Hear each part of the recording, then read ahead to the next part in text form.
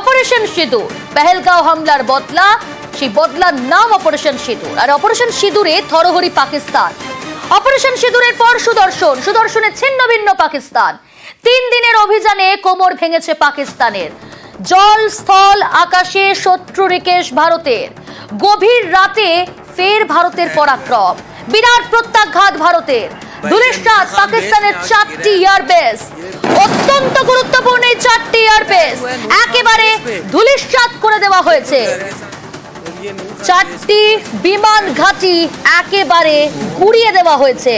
এগুলির মধ্যে অত্যন্ত গুরুত্বপূর্ণ নূর খান এয়ারবেস, যা মিলিটারি এয়ারবেস। এই জায়গা ইসলামাবাদ থেকে 10 কিলোমিটারের কম দূরত্বে অবস্থিত।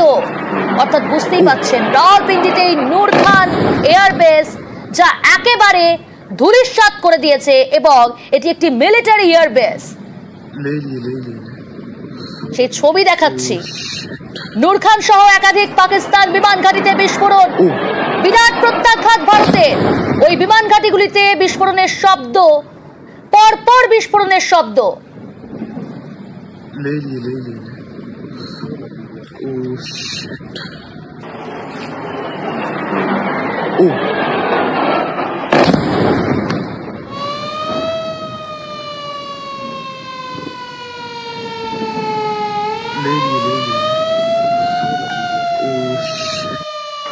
भाईजान नूर खान बेस में आके गिरा है।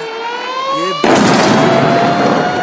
अटैक हुआ है नूर खान बेस पे, बिल्कुल घर के साथ। और ये नूर खान बेस के ऊपर अटैक हुआ है। भाईजान नूर खान बेस में आके गिरा है। ये अटैक हुआ है नूर खान बेस पे, बिल्कुल घर के साथ। और ये नूर खान बेस के ऊपर अटैक हुआ है।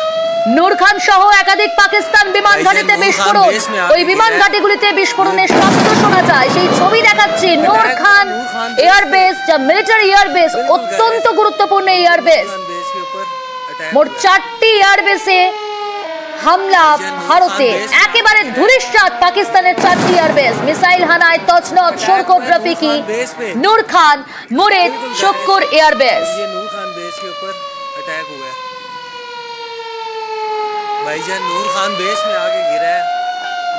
আমরা এই মুহূর্তে টেলিফোন লাইনে যোগাযোগ করতে পেরেছি অবসরপ্রাপ্ত সেনা কর্তা কর্নেল রাজেন্দ্র ভাদুরীর সঙ্গে।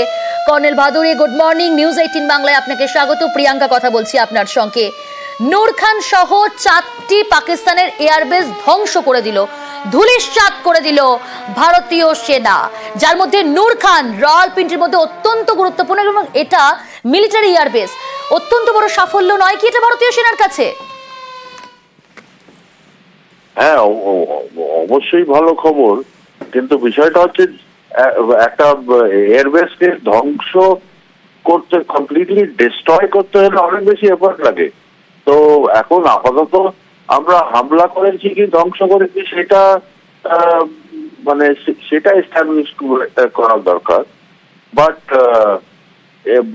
যে নূর খান, রফিকি এটসেট্রা, এগুলো ফ্রন্টলাইন এয়ারবেস ওদের, আর ওদের ফ্রন্টলাইন এয়ারক্রাফট ওখানে লোকেটেড। তো এই এয়ারবেস গুলোকে হামলা করে মানে সিগনিফিকেন্ট ড্যামেজ ইনফ্রাস্ট্রাকচার করলেও অনেক বড় একটা অ্যাচিভমেন্ট। একেবারে এখান থেকে বোঝার চেষ্টা করব কর্নেল ভাদুরী, যে এর আগে আমরা দেখলাম করাচি পোর্ট, করাচি এয়ারপোর্ট, আর এবার এই নূর খানে হামলা ভারতীয় সেনার।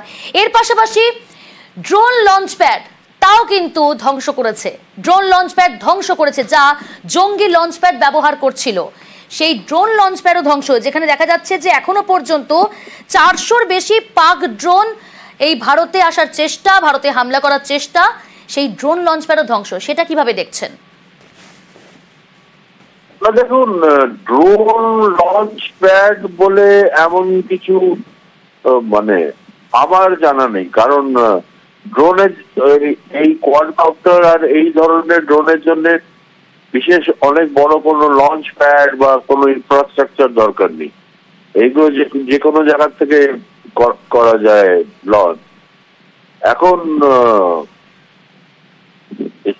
এই 400টা ড্রোন, যেটা as per ministry of defence, ministry of external affairs এর যে ব্রিফিং হলো গতকাল, ওটাতে যা বুঝলাম টার্কিশ একটা টাইপের ড্রোনের নাম নেওয়া হয়েছিল, সেইটা কোয়াড কপ্টার, মানে ওই চারটে রোটারওয়ালা ছোট সাইজের ড্রোন। এগুলোই বড় কি বলে সার্চার বা ওই টাইপের ইউএভি নয়।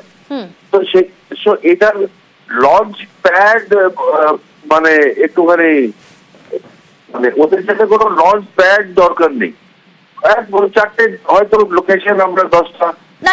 এখানে একটা বিষয়, মানে যেখানে পাক সেনারা এই জঙ্গি লঞ্চ প্যাড ব্যবহার করে সীমান্তে লাগাতার উস্কানি দিচ্ছিল, জঙ্গিদের লঞ্চ প্যাড ব্যবহার করছিল, যে খবর এসে পৌঁছচ্ছে, সেই জায়গা থেকে সেই লঞ্চ প্যাড ধ্বংস করা হয়েছে। একটু আমাদের সঙ্গে থাকুন কর্নেল ভাদুড়ী। একই সঙ্গে আপনাদের জানাবো, ভারতের মারে কোমর ভেঙেছে ইতিমধ্যেই পাকিস্তানের। রাতকে বেছে নিয়েছে, আর রাতেই বেছে বেছে নিরীহদের টার্গেটের চেষ্টা। যেখানে জঙ্গিবাদকে আমরা ধ্বংস করার চেষ্টা, সেখানে ভারতের নিরীহ নাগরিকদের টার্গেটের চেষ্টা। নাগারে ড্রোন হানার পাশাপাশি এবার দূরপাল্লার মিসাইল। আমাদের সঙ্গে রয়েছে কর্নেল ভাদুড়ী। কর্নেল ভাদুড়ী, এতদিন ড্রোন হামলা দেখছিলাম, আর এবার ড্রোন হানার পাশাপাশি দূরপাল্লার মিসাইল ব্যবহার পাকিস্তানে, যদিও সেই মিসাইল ইতিমধ্যেই ধ্বংস করেছে ভারতীয় সেনা। না, তো এটা এক্সপেক্টেড ছিল। আমি কালকেও আপনাদেরই প্রোগ্রামে বোধহয় বলেছিলাম যে এই জিনিসটা তো চলবে, ওরা বারবার এই হামলা করবে। এখন ড্রোন করেছে, missile, short range missile launch করবে, লং রেঞ্জ মিসাইল লঞ্চ করবে। তো এই জিনিসটা তো কন্টিনিউয়াসলি চলবে, আর আমাদেরকে সেই হিসেবে প্রস্তুত থেকে তার পাকিস্তানের যে এসকেলেশন ম্যাট্রিক্স, মানে ও যেভাবে এসকেলেট করছে সেইভাবে আমাদের কাউন্টার মেজার্স আর কাউন্টার অ্যাটাক আমাদেরকে প্ল্যান সেইভাবে ক্রিয়েট করে প্ল্যান করে এক্সিকিউট করতে হবে। অসংখ্য ধন্যবাদ। কথা বলছিলাম কর্নেল রাজেন্দ্র ভাদুড়ীর সঙ্গে।